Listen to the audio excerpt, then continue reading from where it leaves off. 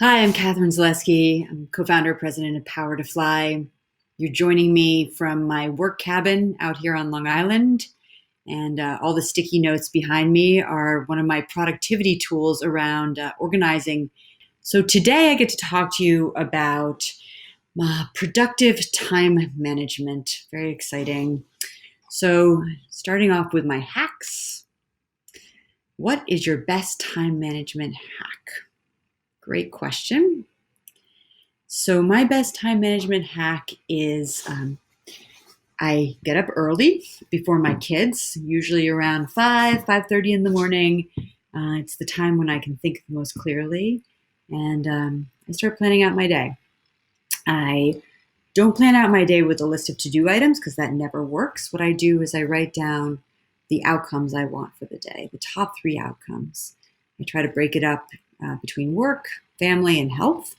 And then under those outcomes, I list the different items that need to get done in order to meet those outcomes. That's super helpful. Then I actually take that list of items under the outcomes and I start planning them in my calendar using the Pomodoro method. Pomodoro method is a 30-minute time tool where you focus on a project for 30 minutes. It's actually 25 minutes, excuse me. Sometimes I go a little longer. And then you get up and you walk around after the 25 minutes is done, take a breather, come back to it. The idea is that people concentrate best in those increments, and you really need to break up your day into different Pomodoros to get a project done. That's my time management hack there. Back to the main screen. Oops, sorry about that.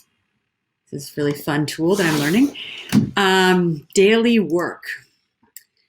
What does your daily work plan look like? Well, I said that I wake up at around 5 in the morning. I try to get all the thinking work done in the morning. Then starting at 9 o'clock, I have team meetings. I have client meetings. I have conversations with potential investors. So really what I try to do is focus the thinking time in the morning and do the calls more in the afternoon. Now I have a 6-year-old who I'm also homeschooling, and I have a 2-year-old who is watching a lot of YouTube.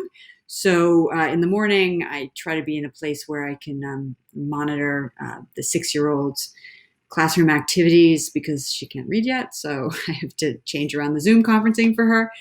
But the mornings are more open. The afternoons are for calls. And then really try to wind down by around 5:36.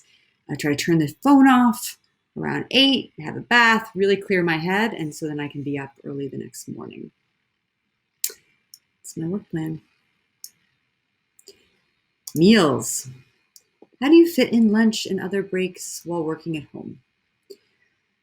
I don't do a good enough job of this, and I did a better job of this before we were all quarantined because I would actually go out to lunch with people, which was nice, but it would take a lot of time. I live in New York City and a lot of travel, so what I try to do now is actually block time in my calendar to say that I'm having lunch. And I go and I sit with my kids and have lunch at that time and really try to focus on what I'm eating and enjoying what I'm eating, because there's nothing worse than not thinking about what you're eating, and that's how you eat and you don't get any fulfillment. So that's what I try to do, and really take time and take a break for that. And I eat way more in the morning. I have a philosophy that bigger the breakfast, the better, and smaller dinner. Let's see, distractions. How do you minimize distractions? Well, I'm lucky enough that I can escape to a shed and have a family member help me with one of the kids when I need to really get away. But I would also say that the best way to minimize distractions is to not try to do two things at the same time. Last night I was working on a Lego project with my daughter, and I was thinking about work the whole time. And it dawned on me while I was doing that there's just no way that my daughter's Lego project is going to work out or my work is going to work out if I'm thinking about two things. So back to the Pomodoro method, I find that the Pomodoro method really allows me to focus in the moment on exactly what I need to focus on. And that's very helpful, and I can tick through my list on that. I turn off Slack. I turn off email for certain periods of time. I literally block in my calendar and tell people that I'm unreachable unless there's an escalation. They can always call me. So it's just really important to turn off all my messaging as well. So that's how I try to minimize distractions. Let's see. Kids. Very apropos after the distraction part. How do you manage your time with children at home? So, manage a lot of kid time around meals. Obviously, homeschooling is a real challenge, especially when for certain ages where you need to really work with the child on the directions for homeschooling if they can't read, etc. So, I focus on my kids when I can focus on my kids, and then my husband takes over and vice versa.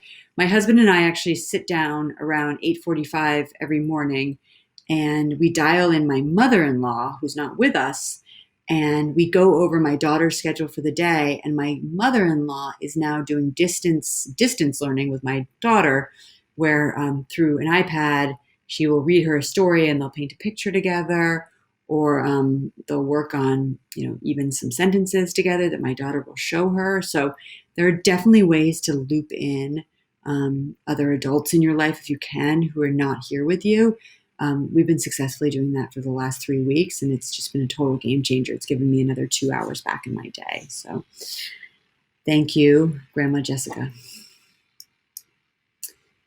Finally, other activities. How do you fit in other activities like reading, classes, webinars, etc.? It's funny, before COVID, I actually did a lot of listening to audiobooks because I would commute, and I don't have that anymore.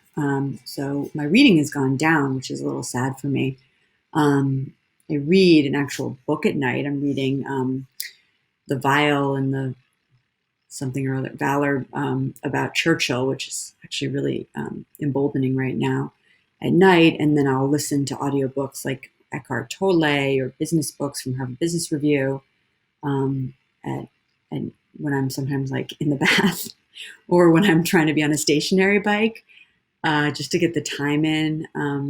Sometimes, frankly, when I'm putting my 2-year-old to bed, I'll put an AirPod in and cover my hair, and just like as I'm holding him, that helps on the reading front. Audiobooks have been great for me. Classes have been hard. I'm just working a lot right now, all the time. And then I do a lot of athletics. I'm a big sailor, kite surfer, and I'm out here on Long Island, and I've been getting in the cold water even when it's getting dark, which is a little crazy for people, but it's my biggest release, and it's just really helped frame my perspective on life, to be out there with the fish and understand that the world continues no matter, through thick and thin. So I highly encourage getting out into nature if you can. I know a lot of people are very much stuck in cities and areas, but that has been helpful to me. So, yes. So thank you very much. I hope this was helpful.